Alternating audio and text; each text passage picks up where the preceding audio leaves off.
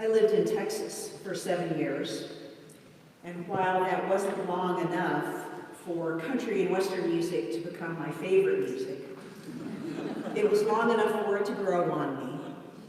Country and western songs don't shy away from honest but messy emotions or less than tidy lives. Believe it or not, it was this morning's Matthew passage that started me thinking about country and western songs.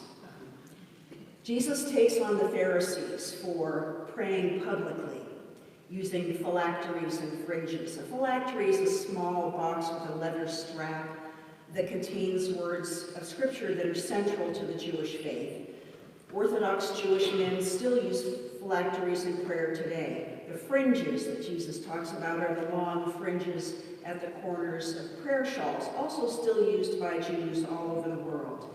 There's nothing wrong at all with using these traditional prayer tools. Apparently, these particular Pharisees are doing it for show. This can happen in any religion, of course, whenever people, like the Pharisees, try to look all tidy and pious when their real lives look more like a country and western song. Jesus is saying that the Pharisees judge others by a standard that they are not willing to meet themselves. So when Jesus closes with, "All who exalt themselves will be humbled, and all who humble themselves will be exalted," it reminded me of an actual country western song, perhaps the theme song of these Pharisees. "Oh Lord, it's hard to be humble when you're perfect in every way." Humility is a difficult topic because many people associate it with humiliation, which is completely different and not a good thing. Maybe Americans especially connect being humble with being a wimp, and God knows we Americans don't want anyone to think of us as wimps.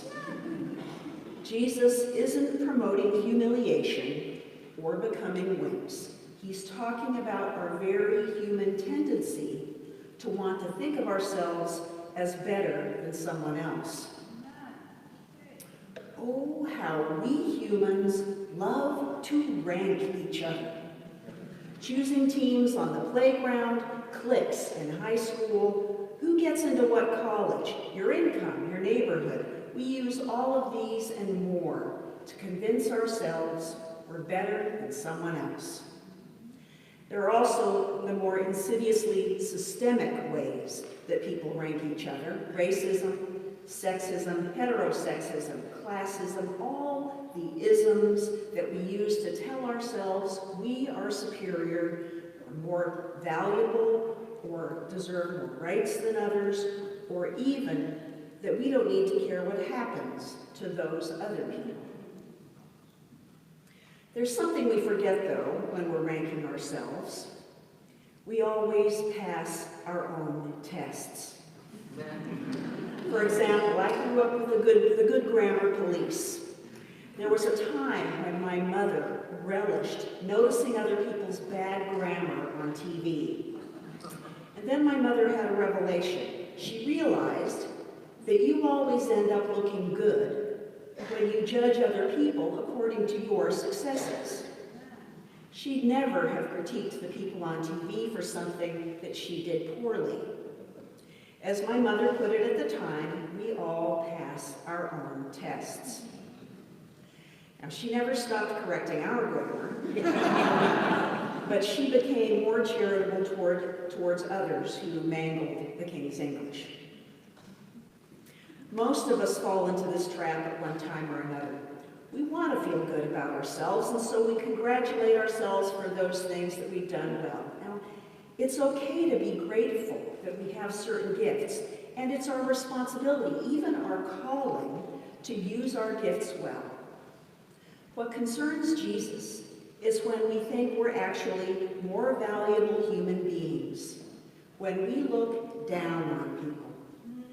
This ranking inclination of ours seems almost irresistible, but Jesus says not only is it possible to resist it, it's rewarding to resist it. Resisting will be what exalts us. It will be what gives us joy. During Lent here at Calvary, we're exploring the 8 pillars of joy listed by Archbishop Desmond Tutu and the Dalai Lama in the Book of Joy. We're looking at what Scripture has to tell us about turning our mourning into dancing, to quote Psalm 30, not just between Ash Wednesday and Easter, but in the life of faith. The Archbishop and the Dalai Lama list humility as one of the pillars of joy. How does this work? Well, for starters, think about what it feels like to be jockeying for position all the time, keeping up non-stop, keeping up appearances hustle. There's no joy in that. And think about what it's like to be around people who are arrogant, who think they're better than you, or who put other people down. That's no fun. Someone might say, oh, well, he's just insecure. And it turns out that's true. Needing to feel we're bigger than others comes from a nagging fear that we're smaller. Psychological research shows that perfectionism, arrogance, and narcissism all are ways we armor up against the fear or the shame that we're not good enough. Neither the fear nor the armor bring joy. Instead, they keep us doing that trying to look good hustle. They put people off and they disconnect us from other people. Brene Brown tells a story about going to a holiday music program at her son's preschool. You know the scene, 25 children singing with 50-plus parents and grandparents and siblings in the audience, wielding about 40 video cameras. The parents are holding the cameras up in the air, snapping pictures while they scramble to make sure that their kids knew that they were there and on time. One 3-year-old girl cried her way through the program because she couldn't see her mom from the stage. As it turned out, her mother was stuck in traffic and missed the whole performance. By the time her mom arrived, Brown was kneeling by the classroom door telling her son goodbye.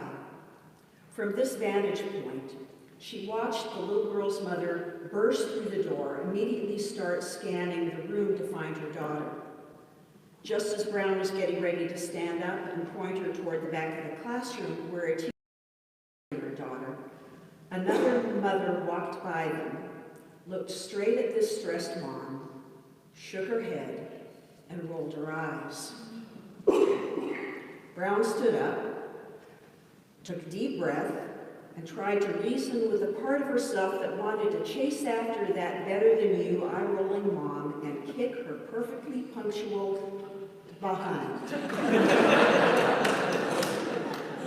Just then, 2 more moms walked up, and to this now tearful mother. One of the mothers put her hand on the woman's shoulder and said, "We've all been there. I missed the last one. I wasn't just late. I completely forgot." Brown watched as the woman's face softened and she wiped away a tear. The second woman looked at her and said, "My son was the only one who wasn't wearing pajamas on PJ Day. He still tells me it was the most rotten day of his life. It'll be okay. We're all in the same boat." By the time this mother made it to the back of the room where the teacher was still comforting her daughter, she looked calm, something that probably came in handy when her daughter lunged for her from about 6 feet away. The eye-rolling mother judged the late mother on punctuality. The eye-rolling mother gets an A+ in punctuality, but there are other qualities she's not even thinking about that just might be more important. Compassion, for instance, courage, vulnerability, and humility. The moms who stopped and shared their stories of imperfection were practicing all of these. They took the time to stop and say, "Here's my story, you're not alone." They didn't have to stop and share. They easily could have joined the perfect parent parade and marched right by her. Humility means we've all been there. You are not alone. We're all doing the best we can. No one is perfect. Humility and humble come from the same root as human and humus. Humus means soil, earth, dirt. Now, humble doesn't mean treating yourself like dirt. It just means being brought back to earth. It means being a human being, understanding and appreciating our common messy humanity. So when Jesus challenges the Pharisees, he's not threatening them with punishment. He's talking about logical consequences. The consequence of thinking you're better than others is disconnection and more shame. The consequence of humility and compassion for our common humanity is connection, belonging, and therefore joy. In other words, to be exalted. How might we practice humility during Lent? Maybe we could start by paying attention to our own tests, how we are judging others based on a test we know we pass. Our Christian tradition tells us we're all created by God, all equally precious to God, all needed by God. Archbishop Tutu explains that when we realize this, then we don't have to feel better or worse than others. We are all essential. No one can fill your role in God's plans but you. Even if you aren't the best at something, you just may be the one who is needed, or even simply the one who is there. Further, our Christian tradition insists that we are supposed to need each other. A good humility practice is recognizing and remembering that none of us on our own can solve everything. The current coronavirus epidemic is a good reminder of this. Sonoma Rabbi Erwin Keller chuckles that the abbreviation for the name of the virus is COVID-19, because in Hebrew, COVID means heaviness, weightiness. He says he feels the heaviness of the responsibility ahead of us, the responsibility not to panic, the responsibility to learn and to help each other learn the ways to stay healthy. Then again, he points out that in Yiddish, COVID means honor, respect. Keller says he feels called to honor the creation in which we live, in which uncountable species compete for space and survival, including the tiniest ones, who can sometimes take down the mightiest among us. That's certainly humbling. And yet, Keller is inspired to offer COVID respect to the wonder of us, the wonder of humanity. We are frail and vulnerable, and as a result, we sing, we make beauty out of frailty, and we build community to be stronger together than we are on our own. It's hard for me not to feel awe, not to feel humbled by how we evolved to be at our best, at our most noble and our most effective, when we remember that we are all in this together. This very recognition, writes the Dalai Lama, is the antidote to the fear and anxiety that we feel when we focus too much on ourselves. True humility is not thinking less of yourself, it's thinking of yourself less. My friends, we are all in this together. We've all been there. We all make mistakes. Everyone has hurt someone. Everyone has been hurt. Everyone is in some way broken. Everyone's life, really, everyone's life at one time or another looks like a country and western song. And we'll get through this messy episode if we wash our hands, like our mothers told us to do, stay home if we need to, give up shaking hands for a while, and find other ingenious ways of being fully human, caring, creative, innovative, amusing, and helpful. That's what our species does best. And meeting this virus is cause to remember that. Mother Teresa said, if you are humble, nothing will touch you, neither praise nor disgrace, because you know what you are. What you are is a beloved child of God. Amen. So is everyone else. As someone put it, we're all just walking each other home. May it be so for you and for me. Amen.